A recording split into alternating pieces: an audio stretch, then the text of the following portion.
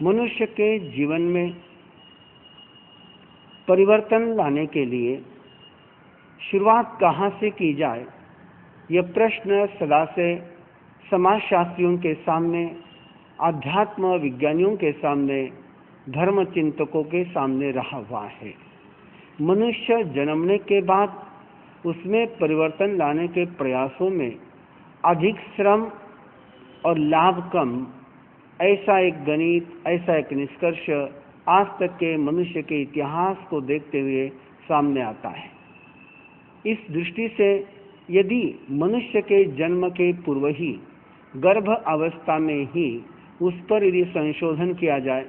उसके अस्तित्व का, उसके व्यक्तित्व का, उसके कर्तृत्व का सही तरीके से निर्माण कर दिया जाए, तो जीवन उसका समाधिपूर्ण, आनंदपूर्ण हो सकता है।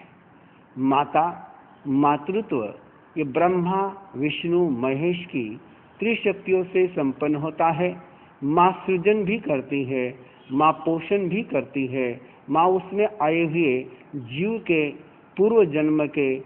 जन्म के संचित पाप को शोषित कर करके उसको पुण्य में भी रूपांतरित कर सकती है। मनुष्य के जीवन, गति, मति और स्थिति का नियंत्रण, नियोजन, परिवर्तन मातृत्व में सहज संभव हो जाता है जब जीव गर्भ अवस्था में होता है। उस समय जैसा माँ का जीवन होगा, जैसी माँ के स्पंदन होंगे, जैसी माँ का सोच होगा, जैसी माँ की श्रद्धा होगी, जैसा आचरण होगा, वैसा ही आने वाले गर्भस्थ जीव का जीवन पर्यंत का सोच बन सकता है। जहाँ कहीं पर भी एक माँ के दो संततियों में अलग चरित्र नजर आता है, उसका कारण तात्कालीन परिस्थितियों में रहे हुए माँ के सोच के अंतर ही कारणीभूत होते हैं। ऐसा भी कई बार नजर आता है कि जुड़वा बच्चों में भी अलग अलग कैरेक्टर डेवलप हो जाता है, अलग अलग सोच विकसित हो जाता है। लेकिन उसके पीछे भी कारण माँ ने श्रद्धापूर्वक, आस्थापूर्वक उन पर जो नियोजनबद्ध कार्यक्रम करना चाहिए था, संस्कार की साधना करनी चाहिए थी, वो न हो पाई। इसलिए उनका स्वतंत्र व्यक्तिमत्व उनके पूर्वबद्ध संचित के अनुसार विकसित हो जाता है। इसलिए गर्भ संस्कार की साधना ये केवल मनुष्य के उज्जवल भविष्य के लिए ही नहीं, तो नारी को मातृत्व का समग्र सौभाग्य का आनंद उपलब्ध कराने के लिए आनंद तीर्थ के द्वारा सर्वाधिक महत्वपूर्ण कार्यक्रम के प्रथम चरण के रूप में कोई कार्यक्रम है तो एक गर्भ संस्कार साधना, जिसमें माँ को गर्भधारण करने के पूर्व, पिता को भी और माँ को भी गर्भधारण करने के पूर्व किस प्रकार की साधना करनी चाहिए, कैसे स्वयं की भाव विशुद्धि, शरीर शुद्धि और व्यवहार शुद्धि के माध्यम से आने वाले जीव का स्वागत करने के लिए, उसका संरक्षण करने के लिए, उसका संपोषण करने के लिए स्वयं को कैसे सक्षम बनाना चाहिए, इसका शिक्षण, प्रशिक्षण दिया जाता है। गर्भधारण होने के पल में यदि माँ सजग रहे तो एक पल में ही उसको अष्टमंगल, पुरुषाकार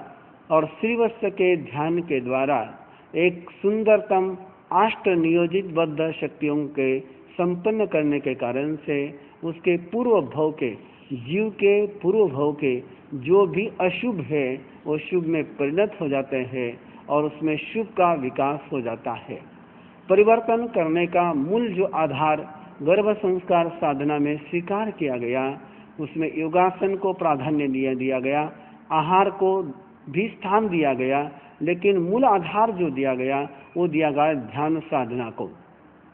5 रंग की ध्यान साधना,